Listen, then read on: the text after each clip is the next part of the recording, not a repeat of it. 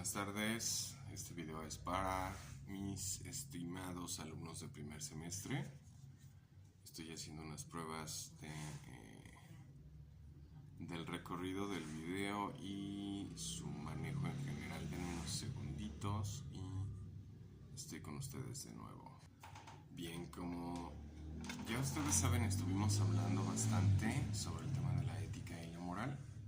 Podemos y debemos comprender que en términos prácticos la ética se refiere de un modo muy concreto al ejercicio intelectual, a la reflexión, al desarrollo cognitivo que tenemos y que nos permite tomar decisiones a partir de la valoración de las situaciones, de hechos, de personas, de cosas o de cualquier otra situación de la realidad que debamos juzgar si se encuentra tendiente al bien, tendiente al mal y cuáles son sus consecuencias. La ética tiene un amplio y profundo componente cognitivo o intelectual. En el caso de la moral es importante que podamos distinguir que la moral es completamente práctica. Recuerden que la moral se ejerce dentro de un contexto colectivo, dentro de un grupo social al que pertenecemos y requiere del cumplimiento de ciertas conductas en acuerdo con los actos o con las prácticas de esa misma sociedad. Ya habíamos hablado que en algunos lugares la moral no es igual que donde nosotros vivimos, por ejemplo, ¿no? Entonces es importante hacer esta distinción: ética, pienso; moral, actúo, ¿correcto? Esa es una de las diferencias más básicas que existen entre estos dos conceptos. Venimos por más. Entonces la ética me va a servir o a ser útil para poder reflexionar acerca de la validez de las conductas, tanto de las que yo llevo a cabo como las que otros llevan a cabo en un contexto social.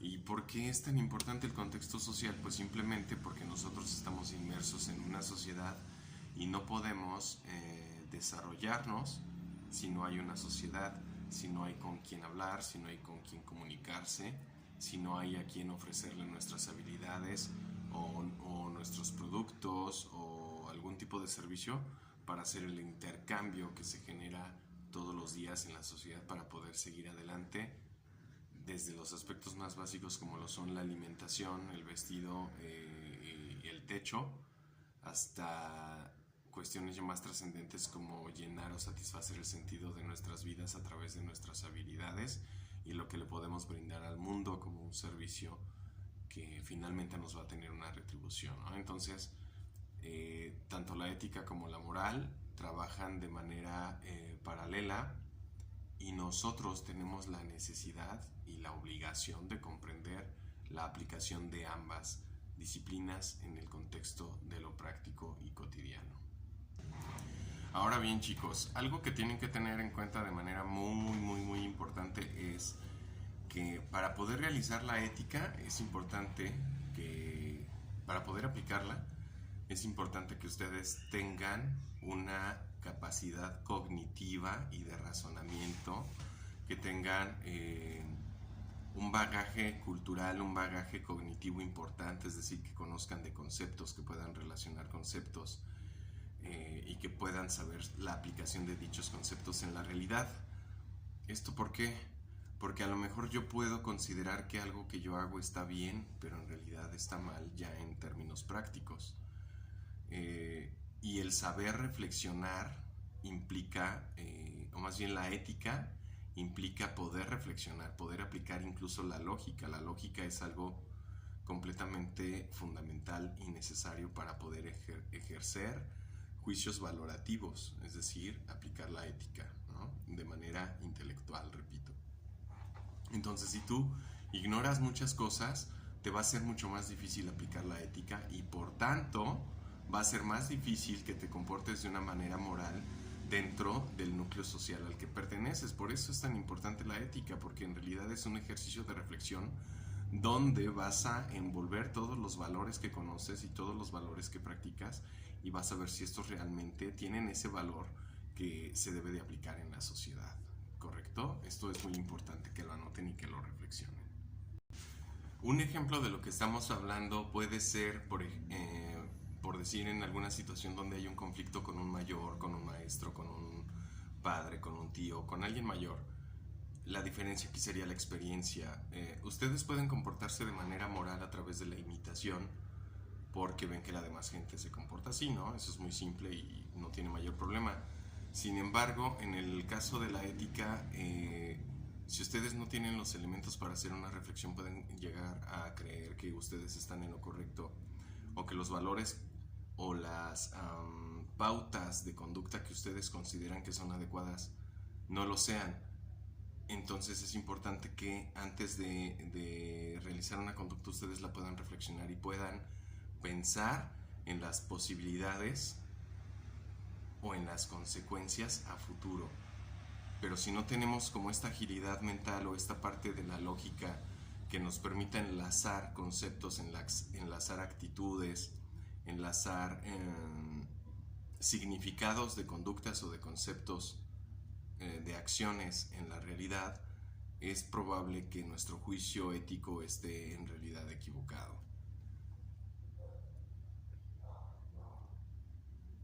Por ejemplo, dice este Sabater: moral es el conjunto de comportamientos y de normas que tú, yo y algunos de quienes nos rodean solemos aceptar como válidos. Ética es la reflexión sobre por qué los consideramos válidos y la comparación con otras morales diferentes.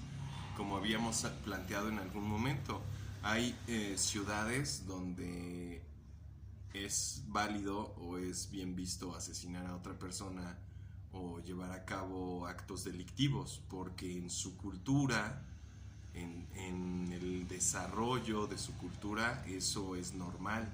Sin embargo, no quiere decir que sea valioso. Hay culturas donde es válido asesinar a las personas por ser infieles o por robar algo, o incluso culturas donde si una mujer descubre su cara, pues se hace acreedora a una sanción en donde incluso pueda resultar asesinada, y la ley ampara eso, pero es una ley social o una moral social de determinado grupo que no necesariamente desde un punto de vista natural pueda ser valioso, ¿no? Bajo ninguna circunstancia puede ser valioso el quitarle la vida a otro ser, a menos que tu vida esté en riesgo, por ejemplo.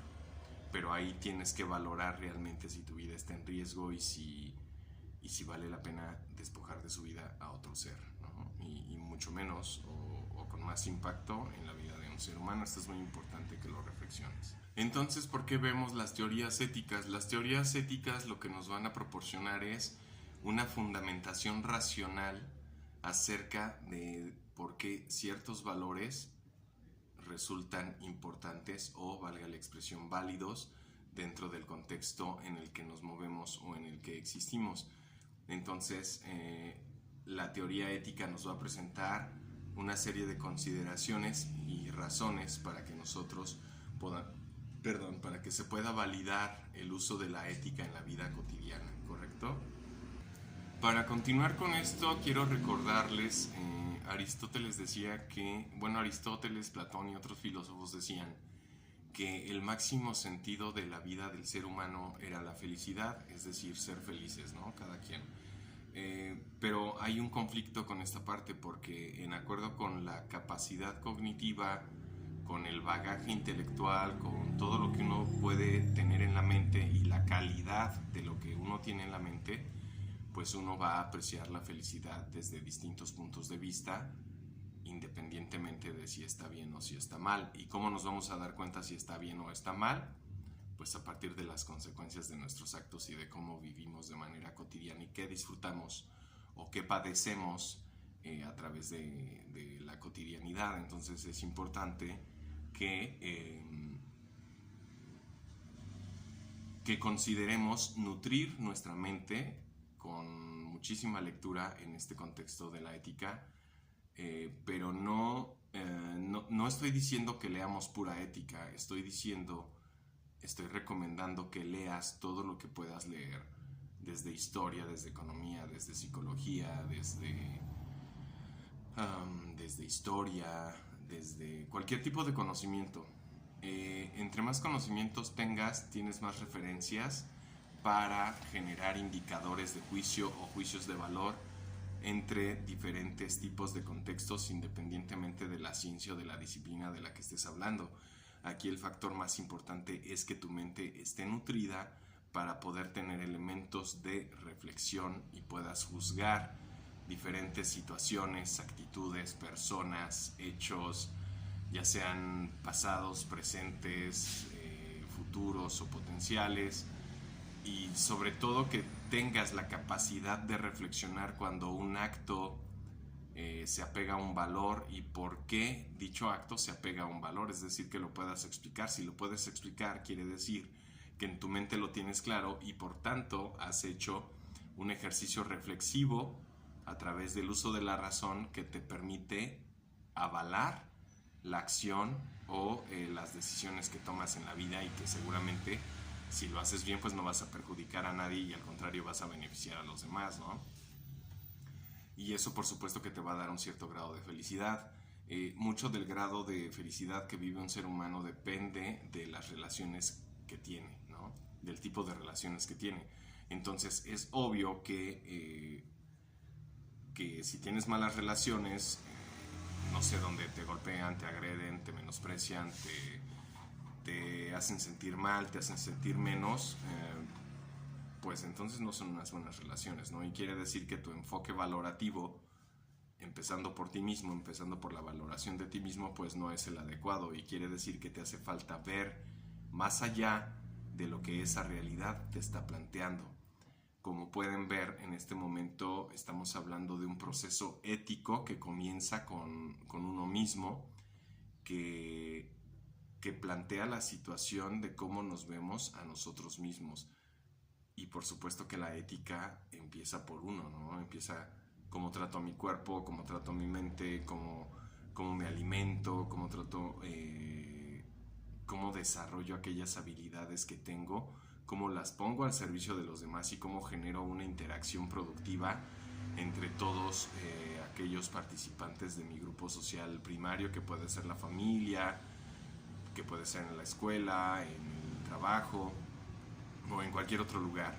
Entonces, la capacidad de valorar, la capacidad de diferenciar o de discernir y reflexionar acerca de la vida y de los actos que yo llevo a cabo en ella, pues tienen una gran importancia cuando se hacen desde esta capacidad y esta valoración que yo puedo aportar por una reflexión que yo mismo realice, ¿no? Que yo mismo me pregunte, esto es útil, esto es bueno, esto es algo que va a producir un efecto benéfico, o va a salir alguien perjudicado por mis acciones previamente decididas, o estoy ayudando a los demás. Ahora bien, dentro de este contexto y volviendo al tema de la felicidad, si yo busco la felicidad, obviamente los demás también, y es importante saber diferenciar cuando yo no estoy aportando a la felicidad de los demás, y no porque tú tengas que aportar a la felicidad de los demás, sino porque tú debes evitar influir en la vida de los demás de una manera negativa, y cuando lo haces de una manera positiva debe de ser completamente desinteresado. Por eso hablan también del cumplimiento del deber en las teorías éticas, porque los seres humanos, perdón, los seres humanos estamos hechos para transformar nuestro entorno, entonces tenemos el poder y la capacidad de lograr muchas metas, pero también, así como tenemos este poder y esta energía de transformar nuestro entorno y luchar por nuestras metas, tenemos también la capacidad de destruir o de hacer daño a otros seres, incluido el ser humano. Entonces la ética ahorita, ya a donde vamos, va adquiriendo una importancia superior a lo que podríamos querer catalogar de manera académica, ¿no? El hecho de que nosotros estudiemos ética no es solo estudiar una materia, sino que tiene que ver con la calidad de vida que tú te generas a través de tus actos, porque impactan en tus interacciones con los demás. Así que por favor reflexiona en esta parte que acabamos de mencionar. Analizando las teorías éticas que tenemos en el documento que les compartí al último, vamos a ahondar un poquito en ellas. Tenemos el método para ver esto es a través de pregunta, respuesta, asignación del tipo de ética, es decir, desde dónde se toma la decisión y la teoría ética que respalda este tipo de ética. Tenemos la primera pregunta que nos dice ¿quién puede decirme lo que debo hacer? La respuesta es yo mismo. Obviamente este tipo de ética es autónomo porque me estoy autodirigiendo, estoy autogobernándome y decidiendo por mí mismo. ¿Qué teorías éticas apoyan este tipo de ética? La ética discursiva y el formalismo, ¿correcto? ¿Qué otra pregunta tenemos? Sobre la misma pregunta, ¿quién puede decirme lo que debo hacer? Viene otro tipo de respuesta que es la naturaleza, Dios y la autoridad legal. El tipo de ética es heterónoma porque alguien la está determinando por mí sin que yo necesariamente deba aceptar o aprobar lo que se está indicando. ¿Qué teorías éticas defienden a este tipo de ética heterónoma? Es el estoicismo, el intelectualismo moral, el justnaturalismo ético, el utilitarismo y el hedonismo. La siguiente pregunta es ¿qué debo hacer? Debo actuar de acuerdo con una norma que pueda convertirse en ley universal. ¿Qué tipo de ética es? Pues es una ética formal. Y las teorías que lo apoyan es la ética discursiva y el formalismo. Actuar en acuerdo con una norma que pueda convertirse en una ley universal es uno de los elementos o una de las medidas más adoptadas por la humanidad a lo largo de la historia y del mundo, en función de que es una aplicación política. Eso queda muy claro porque trabaja sobre un grupo social o sobre una nación o sobre un estado formalmente constituido. Y el estado, recuerden que es el conjunto de habitantes asentados en un territorio gobernados por un poder público o ya sea un poder político, que es lo mismo. Y en este contexto pues la ley impide que cada quien actúe de manera individual, de manera autónoma, ¿no? Es completamente heterónomo, y formal es porque se aplica una ley, se apega a una norma. Ahí es donde radica el tipo de ética formal, ¿correcto? Y en cuanto a la escuela ética, ya lo hemos mencionado, es el formalismo y la ética discursiva, así como el eudemonismo, el hedonismo, el estoicismo, el utilitarismo y el justnaturalismo ético.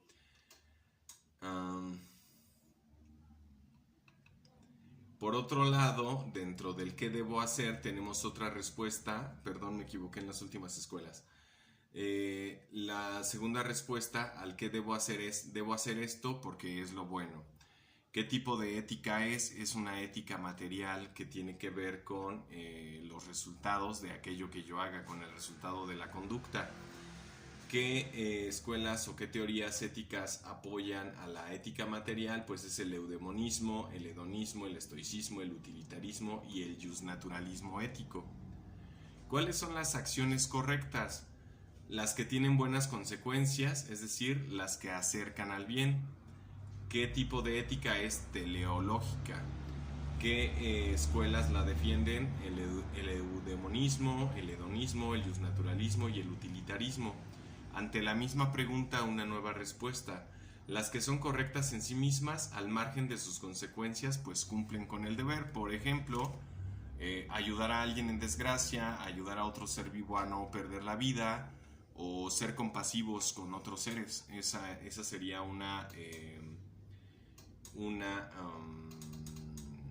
un tipo de ética deontológica, es decir, del deber ser. ¿Y qué éticas, o más bien qué teorías éticas defienden esta teoría deontológica? Pues son el formalismo y la ética discursiva. Ante la pregunta, ¿puedo conocer lo que está bien y lo que debo hacer? La respuesta es sí. es un tipo de ética cognoscitiva, recuerden que hablamos de esto hace un momento, y hay diferentes escuelas que manejan, que ya las hemos mencionado en otras preguntas, y hay diferentes escuelas que defienden esta parte, y que haya diferentes escuelas defendiendo diferentes tipos de ética quiere decir que al final la ética se integra en una sola, aunque tenga diferentes puntos de vista. Entonces la ética cognoscitiva es defendida por el intelectualismo moral, el eudemonismo, el hedonismo, el utilitarismo y el formalismo, así como la ética discursiva. Ahí está la otra respuesta a esta pregunta. ¿Puedo conocer lo que está bien y lo que debo hacer? No. Esa es otra respuesta. El tipo de ética es una ética no cognoscitiva, y la teoría que defiende esta postura ética es el emotivismo. ¿Por qué? Porque las emociones en realidad no piensan, las emociones reaccionan, las emociones se sienten. Entonces, cuando hablamos de un tipo de ética no cognoscitiva y una escuela emotiva en cuanto a la ética, estamos diciendo que las decisiones y los valores se toman en acuerdo a la emoción que se vive o se está experimentando, lo que nos está diciendo que las acciones se llevan a cabo exclusivamente en función de la emoción que se siente en determinado momento, y no hay un proceso reflexivo, más bien es un proceso reactivo, ¿no?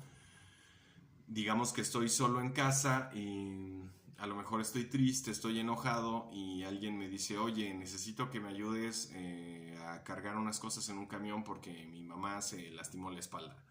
Entonces, si yo estoy enojado o triste, pues simple y sencillamente voy a decir que no quiero, ¿no?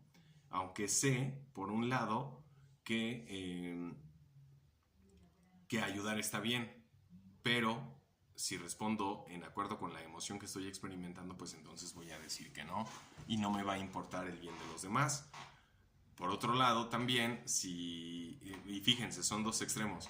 Por otro lado, si también estoy muy contento, muy eufórico, muy fuera de mí por alguna buena noticia, pues igual y digo que sí y me voy a ayudar, pero también probablemente me olvide de otras obligaciones que yo tengo porque estoy respondiendo a través o con base en la emoción que ya estoy sintiendo, ¿no? Y que se ha apoderado de mí, ¿ok?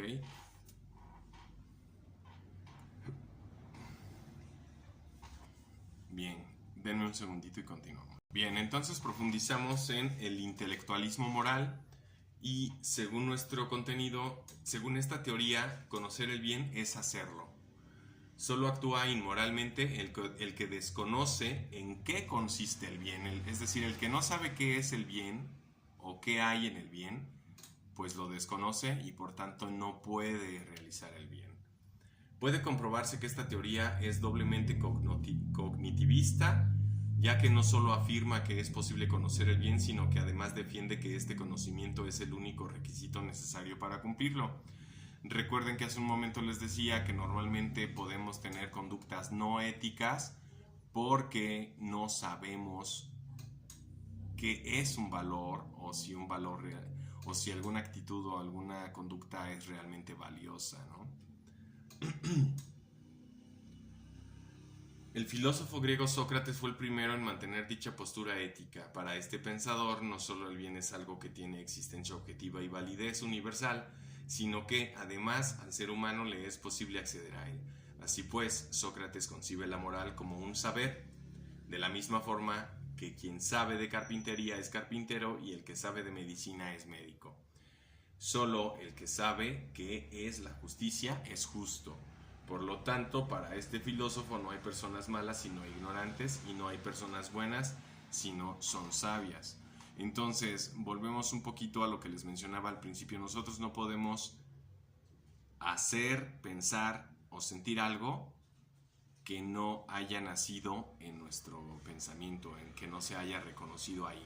Entonces, si yo ignoro muchas cosas, pues probablemente no pueda hacer muchas cosas, no pueda sentir muchas cosas y no pueda identificar muchas cosas derivado de aquello que me hace falta como un elemento intelectual o cognitivo, ¿correcto? Bien, eso es por el intelectualismo moral. Después tenemos el eudemonismo. Muchas veces uno se pregunta para qué sirve tal o cual cosa, pero en ocasiones esta pregunta es absurda. Así, si preguntamos para qué sirve la felicidad, la respuesta sería que para nada, pues no es algo que se busque como medio para otra cosa, sino que se basta a sí misma. Es decir, la felicidad no es un medio, sino es una manera de vida. No es un fin tampoco, es una manera de vivir. Es una actitud constante de todos los días. Las éticas que consideran la felicidad eudaimonía, perdón, eso es la felicidad, en el fin de la vida humana y el máximo bien al que se puede aspirar, son eudemonistas. Ahora bien, decir que el ser humano anhela la felicidad es como no decir nada, pues cada uno entiende la felicidad a su modo. Aristóteles fue uno de los primeros filósofos en defender el eudemonismo, pero ¿qué entendía Aristóteles por felicidad? Todos los seres tienen por naturaleza un fin. La semilla tiene como fin ser árbol, la flecha hacer diana, es decir, dar en el blanco, y no podría ser menos el caso del hombre. Como lo esencial del hombre, lo que le distingue, es su capacidad racional, el fin al que por naturaleza tendrá será la actividad racional. Así pues, la máxima felicidad del ser humano residiría en lo que le es esencial por naturaleza, es decir, la vida contemplativa. Contemplar quiere decir reflexionar sobre las cosas y la realidad, sobre los conceptos, los hechos, las personas, etc. ¿Correcto? Es decir, el ejercicio teórico de la razón en el conocimiento de la naturaleza y de Dios, y en la conducta prudente, que se caracteriza por la elección del término medio entre dos extremos, el exceso y el defecto. Hace rato les decía, no es adecuado estar en el extremo del bien o en el extremo del mal. Ya habíamos hablado un poquito de eso en alguna sesión, derivado de que tú no puedes ser completamente bueno o no puedes ser completamente malo, ¿no? Y no porque no puedas, la capacidad está, pero la cuestión es que para vivir de manera adecuada uno debe de buscar el justo medio en todo lo que uno hace, ¿no? Por ejemplo, no quedarte sin comer todo el día y tampoco comer en exceso, ¿no? Entonces es el justo medio. No lo sé, tener una actividad física deportiva es mejor a ser sedentario, ¿no? A no hacer ningún tipo de ejercicio, pero tampoco hacer ejercicio de manera excesiva todo el día o varias veces al día, o como ustedes gusten, ¿no? Lo que quiero que vean es que la realidad se compone de dos extremos siempre, ¿no? Por ejemplo, el odio y el amor, o la inactividad y la actividad, ser estático o ser dinámico. Debe de haber elementos de ambos para que la vida pueda funcionar de una manera armónica y tengamos todas las experiencias que son necesarias para la vida y el desarrollo feliz de un ser humano, ¿no? Independientemente de cuál sea nuestro concepto de felicidad. Haciendo caso a lo que menciona Aristóteles, el uso de la razón es importantísimo para el cumplimiento o para el logro de la felicidad en el ser humano.